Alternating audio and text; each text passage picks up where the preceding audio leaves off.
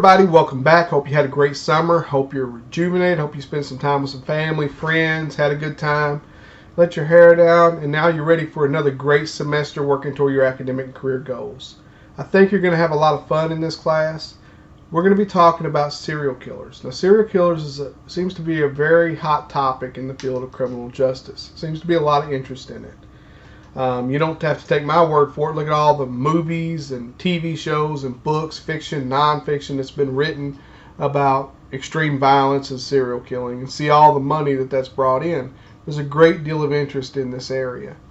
We're going to be talking about what is a serial killer and what makes them tick, what drives them, what factors go into creating a serial killer, how to classify them, because that helps with the investigative and research processes, how to investigate and profile and apprehend serial killers, and how to prevent serial killers from ever occurring in the first place. So we got a lot of stuff to talk about. Let's go ahead and get started. And we're going to start with trying to understand the three basic types of multicide. This is the top layer of understanding serial killers. Now, a lot of times you'll see these classifications and others we're going to talk about in this class used interchangeably in the media, even by some people who are experts in the field. They'll mistake and say a spree killer is a serial killer, or a mass murderer is a spree killer, or a lust killer is a thrill killer, and vice versa. That doesn't seem like a big deal until you're investigating them, until you're trying to understand these types of killers. Then it becomes a really big deal. So we really want to make sure that we get these classifications taken care of. When we say multicide, we're really talking about multiple killings. Multiple from multi, and side coming from the word homicide, multiple killings. So people who kill a lot of people. They kill people for different reasons, for different motivations, they get different payoffs, and we're going to discuss all that as we go through. But I think it's important before we get too far into that to spend some time talking about not just multicide, but what's homicide. Now, in the United States of America, we have 50 different states, 50 different jurisdictions, plus the District of Columbia, plus the federal government. And they all define homicide, illegal homicide that is, a little bit different. And even sometimes justifiable and excusable. We'll talk about that in a little bit as well. But they all have different ways of defining different forms of homicide. But they all follow these general broad categories. And if you understand these general broad categories we're about to talk about, then you're going to be able to be in a better position to understand the specifics of whatever language is used in the laws in your jurisdiction. Now, the most heinous, the most evil, the most costly form of homicide is murder. Murder, what really distinguishes it from the others is there's a premeditated aspect to it. So in other words, I want to kill you. Now, why I want to kill you, I don't know. You stole some money off of me, you did me wrong in some way, and now I want to kill you. Well, I'm not just going to run in and kill you. I'm going to plan out how I'm going to kill you. Do I want to poison you? Do I want to shoot you? Do I want to stab you? Do I want to run you over with my car? I mean, what am I going to do to kill you? What do I need to make that happen? If I'm going to poison you, maybe I don't know a lot about poison, so now I got to go research poisons. Or if I do know what kind of poison I want to use, maybe I have to figure out a way to get access to that poison. If I'm just going to shoot you, it could be easy enough. I could go in my closet and get the guns that I own, but maybe I'm afraid those would be too easily traced back to me, so I might want to go steal a gun and use that gun that doesn't have any real connection to me and dispose of it after the murder. Maybe I need to find out your routines. Maybe I need to look at how you live your life to figure out what would be the best opportunity, the best time and place to kill you, to try to make sure there's nobody around to see it happen and I got the best chance of getting away. Whatever my plan consists of, I spend time devising that plan, collecting what I need, whatever resources I need to see that plan through, and then I kill you. Whether that be I take you into a restaurant and when you're not looking, I sprinkle some poison in your drink and I kill you. Or I walk you in a room and have things set up for you to kill you and then dispose of the body or clean up or whatever. So whatever my methods is, I've planned it out. I've thought about it. I've done what I needed to do to set it up, and now I go and execute that murder. That is considered murder. Now, below that, we have manslaughter. Now, in most cases, manslaughter, I still intend to kill you. I have every intention of killing you, but I have every intention of killing you now. I didn't go through a process of planning it. So, for instance, I come home, and my significant other is having a sexual relationship with someone else. I lose it, and I grab this gun I keep on my nightstand, and I shoot her and him, and they're both dead. Now, I meant to kill them. That was my intention. The intent is there. But I didn't plan it for days, weeks, months, whatever. And so it's considered a lesser form of homicide. And the reason for that is because when I take time to premeditate or plan a murder, there's lots of opportunities as I'm researching how I'm going to do it, and I'm making my plans, and I'm going through the process, for me to realize this isn't a good idea. I don't want to kill someone. This isn't what I want my life to be. This isn't who I want to be. Or time for my anger or my frustration to kind of burn out and dissipate, so that maybe I'm still mad at you, but I'm thinking more clearly, and I'm saying, this isn't a behavior I need to engage in. Maybe I need to cut my losses and just move on. In the heat of the moment, when I walk in and see my significant other in a relationship with someone else, I don't have time to let that anger dissipate. I don't have time to get clarity of mind and be able to say, maybe this isn't something I want to do. Even though I intend to kill you, I didn't have those opportunities. It was in the heat of the moment. I was overwhelmed by the circumstances that were presented before me, and therefore it's a lesser form of murder. It's also broken down into things called voluntary and involuntary. Voluntary means I meant to do it. I meant to kill you. Involuntary basically falls along the lines of negligence, recklessness, those types of terms. I engaged in a behavior that a normal person should have known would have a high potential of resulting in a loss of life or serious physical injury. So, for instance, me and some friends tonight, we go out and we get hammered. We're hammered out of our minds. And I decide I've got an exam the next day. I got to go to work, whatever it is. I'm going to get the keys and go home and sleep it off. And I do that. But instead of making it home safely, I wreck into another car and the occupants of that car are killed. I can still be charged criminally for that, because while I didn't intend to kill anybody, I didn't go home with the mentality, I'm going to go kill this person. I did engage in a behavior that I knew put a great risk on someone getting physically injured or dying. I knew I increased the risk of there being a deadly accident as a result of my behavior, or should have known. And so that makes me responsible for that. I want to apologize for my cough. I had a bout with COVID about a week ago, and I just can't shake the cough. So, what are you going to do? I'm drinking a little Sprite, trying to, soothe it a little bit, but I apologize. What can you do? We're just going to move on. I'm sure it's going to happen again, and I'll probably try to apologize then as well. But you didn't have intention to kill somebody, but you should have known that you were putting somebody at risk, at a greater risk for doing that. Another example would be, I decide with my buddy, we're going to go rob this convenience store. Now, we sit down, we talk about how we're going to rob it, and I make sure, I hammer down, now nobody's going to have a real gun, right? Right. Nobody's going to be packing a real piece. So, me and my friend go in and rob this convenience store. And in the course of that robbery, we find out there's a safe in the next room, and my friend goes in with the manager to get the contents of the safe, to get us some more money. I hear a gun go off. Now, I don't think there's a weapon present in this robbery. I think it's all fake. And I'm not even in the room where the murder occurred or where this person got killed. I shouldn't say murder, because we just talked about what murder is, and this wouldn't be murder per se, but it'd be an illegal homicide. But I wasn't even in the room where this person got shot. I could still be charged with the homicide, because I should have, in a lot of locations, because I should have known that engaging in a illegal behavior like a robbery could increase the risk that someone could be physically injured or killed. And so because I chose to take on that risk and go forward, I can be charged with that homicide, even though I was not in the room and was not aware a weapon was present.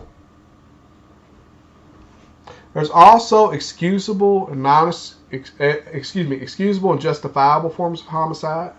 Now, these terms again are used interchangeably a lot by pop culture and people in the media and things, but they really mean two completely different things. These are times when you can commit a homicide, because remember, homicide is just a person killing another person for whatever reason, and not be charged with it. Excusable means, look, I killed this person, but Your Honor, I have an excuse.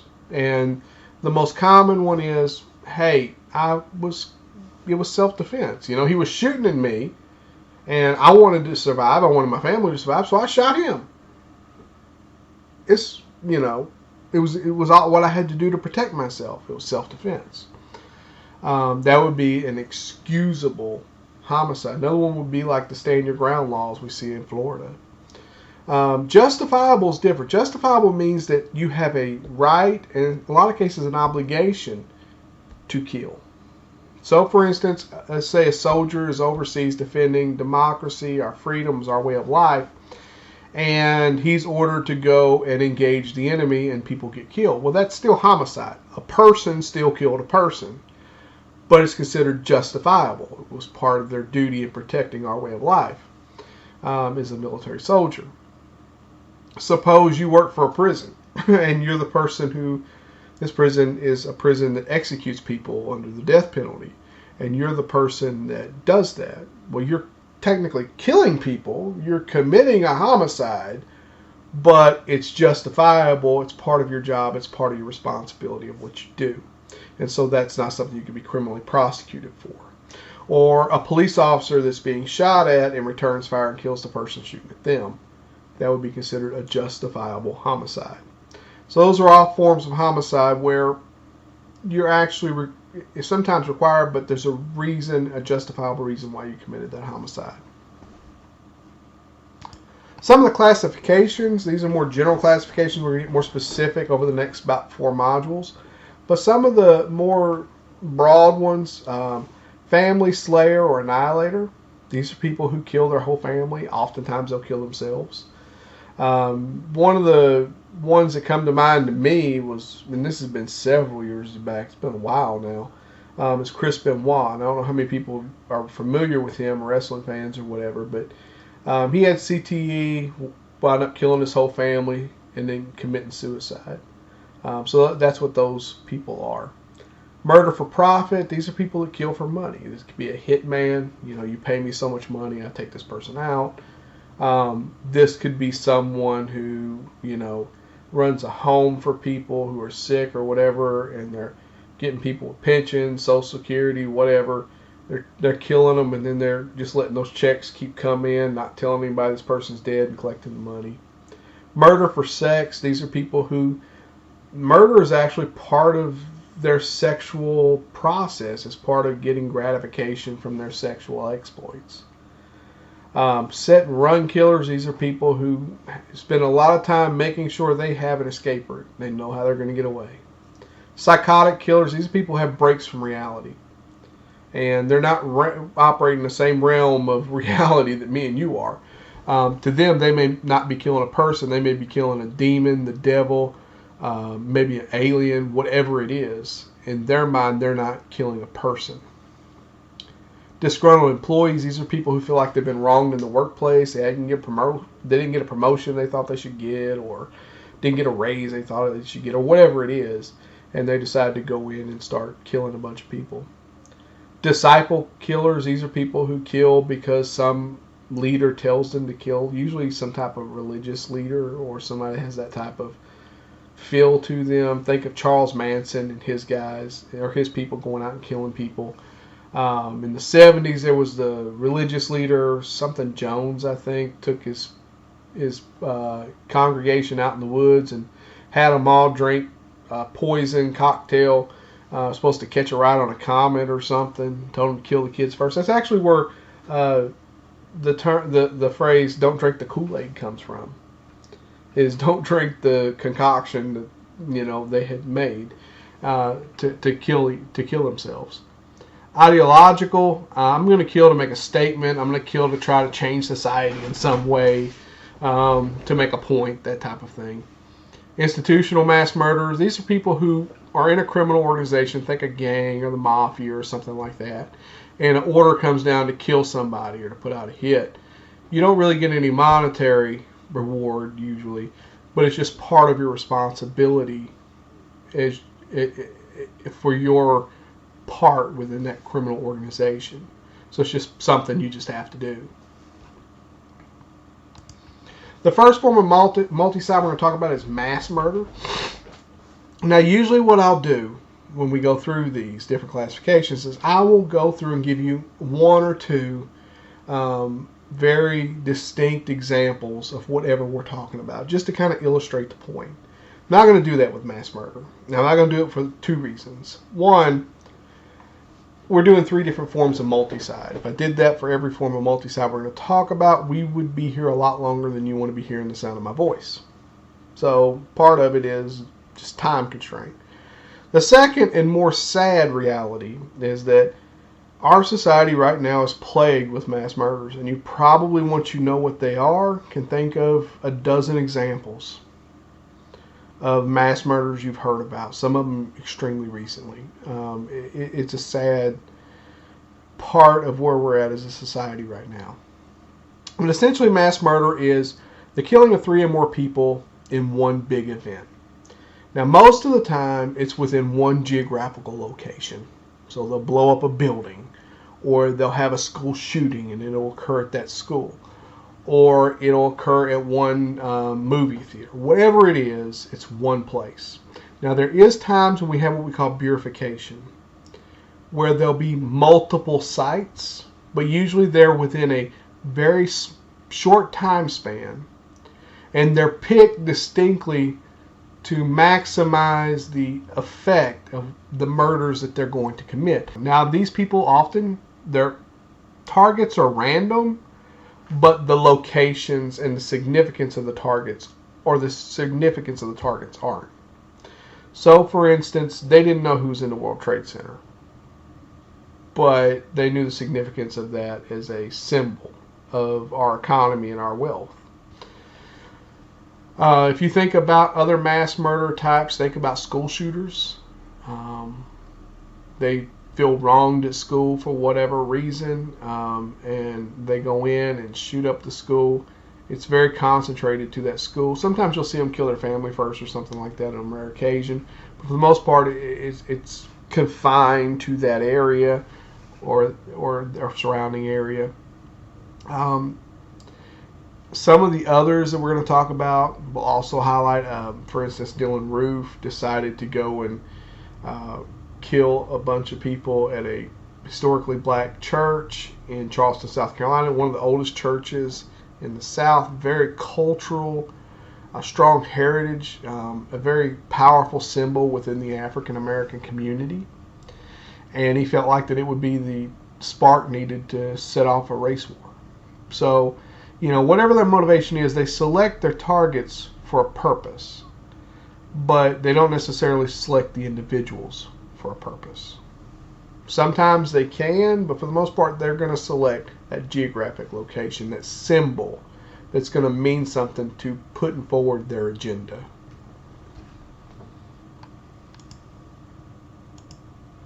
Here are some of the others we're not going to go into, but if you feel like researching them, Sarnav, James Holmes, feel free. There's plenty of information on the internet, on YouTube, anywhere you want to look. It won't be hard to research. But for the reasons we already talked about, we're not going to go into any deep dive of those cases. Spree killers are people that kill 3 or more people in a very quick order. Okay? They're not mass killers. They're not picking a location and that's where they want to kill. These people basically start killing almost at random. And they don't stop killing until they're usually, I mean, there's of course exceptions, but usually they don't stop killing until they're either killed, incapacitated, or they're arrested and taken into custody. That's what stops them from continuing their killing. A lot of times they kill randomly, even if it starts out with more specific people you're looking for. It becomes a very random act of violence. They don't always have a victim type they're looking for. They're just killing people, and they're just continuing to kill people. And they don't. One of the things that separates them from a serial killer is there's no cooling off period. It's not like they kill someone, they wait a while, and they go kill someone else. It's bam, bam, bam. They can kill people at a rapid pace. One of these people I want to talk about to kind of highlight this particular type of killer is Derek Byrd. Sorry about the cough again. Derek Byrd was a guy who lived in Whitehaven, England. About 2010, in the span of about 12 hours, he was able to kill 12 people and injure 11 others. So really, really rapid violence. Now, in order to truly understand Derek, we need to look at his history. Derek had a twin brother named David. David was the more successful, the more athletic, was better with, getting dates and all that, considered the more attractive one. He always kind of lived in the shadow of David, and he really resented that. He really harbored a deep resentment toward David for that. When he got out of school, he got a job at a nuclear factory, and he was a carpenter. And just before that, he had started dating a girl who was like 5 years younger than him. And life was kind of good for Derek during that time. It was a good job. His relationship, he was, the older person. He was kind of the wise one, to make the decisions and things like that. And they never got married. They had 2 children. After a while, Derek got in trouble. He stole some lumber from the nuclear plant that he was working for. They fired him, gave him a suspended sentence in the courts. His girlfriend leaves him after being pregnant with his second child. Evidently, there was some turmoil there and some feelings of uneasiness there. He harbored resentment toward that. I mean, here's another failed relationship. Here he's lost his job. Goes back and forth with meaningless jobs. Eventually finds another girlfriend, but it's not the same. There's a lot of domestic violence that's associated with that or alleged during that relationship. And she winds up leaving him as well. Eventually he goes to work for a taxi cab company. But the taxi cab business at that time in Whitehaven was very competitive. And there was a lot of taxi cab drivers, not as many fares. So there was a lot of competition, a lot of mean-spirited competition among the taxi cabs. And he took it all to heart. He took it personal. Excuse me. At one time, he had his tires slashed by another driver. Blamed a guy named Darren Westcastle, who was another taxi cab driver who had a great deal of animosity between the two. And later on, he was assaulted. He was actually assaulted by one of his cab fares, and it became a source of paranoia, PTSD. Changed the way he operated, the way he ran his taxi, and when he would operate, and how he would do it. And just over the years, he was harboring all these different resentments from all these different people, kind of like the whole world's out to get me mentality.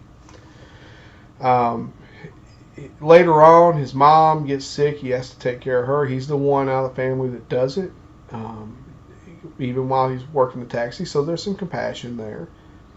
Over time, his dad passes away, and Derek learns a few things. He learns that his brother had been given a significant loan by his father years earlier.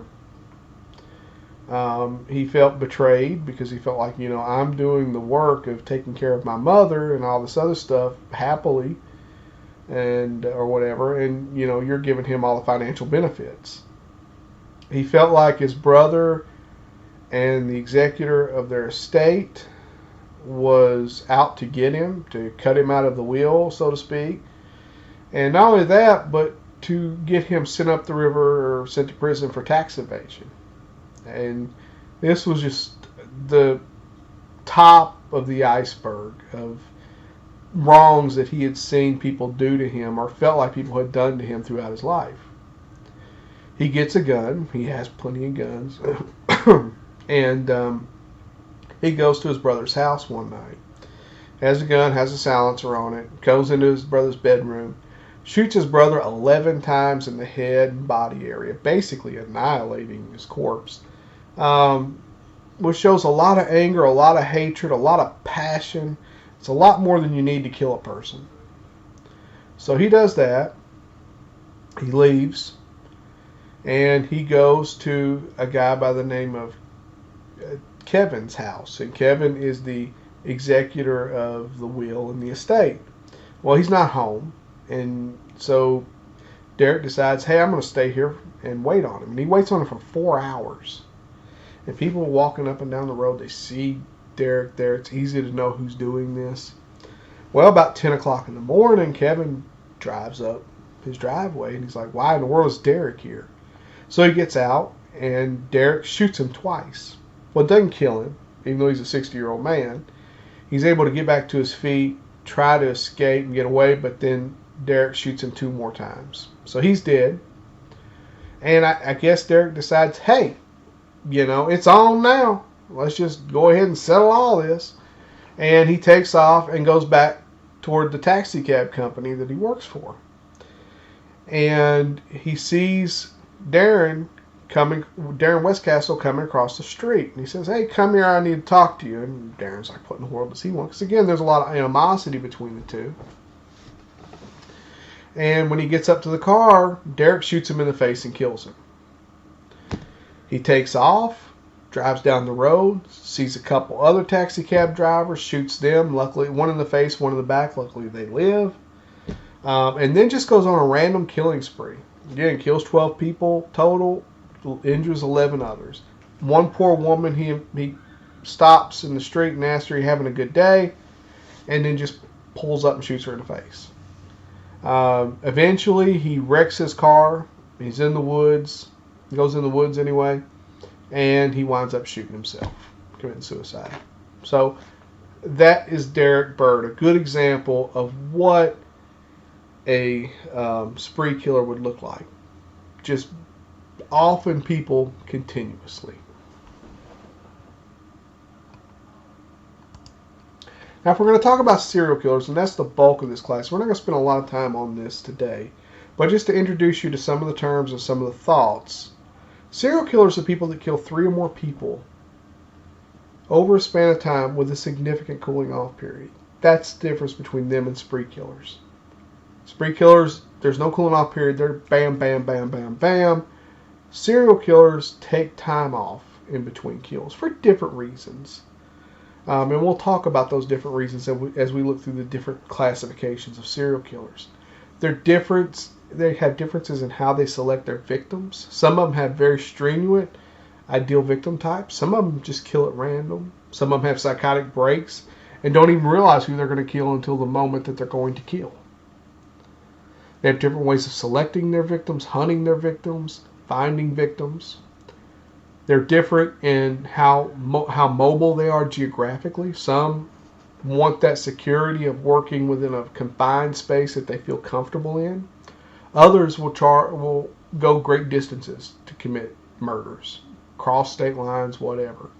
And we'll talk about why that is and how different serial killers are motivated by different things that impact that, and how that can also lead your investigation, and what to look for even in your crime scene and in your psychological makeup that will tell you if this person's probably geographic stable or more transient. Maybe you need to look to some of your other partner agencies and maybe in different states even. their motivations. Why are they killing? What's motivating and what's pushing them to kill? Sometimes it's something physiological, sometimes it's something psychological, but there's a payoff there somewhere. And that leads into their anticipated gains. What are they going to get out of it? Again, sorry about the cough. I'm trying here. And their method of operations. How do they kill? Some will be very articulate, plan everything, take care of their tools of death, immaculately. Some people will go through great pains to make sure that it's a very clean crime scene and you can't find anything hardly for evidence. Some will leave every bit of evidence you ever wanted to see there, not have any intention or attempt to clean anything up, and walk outside a bloody mess. So we're going to talk about why these differences occur, what it means, how to investigate it, and all that as we go through in the next coming modules. Look forward to seeing you all next week. Have a great one.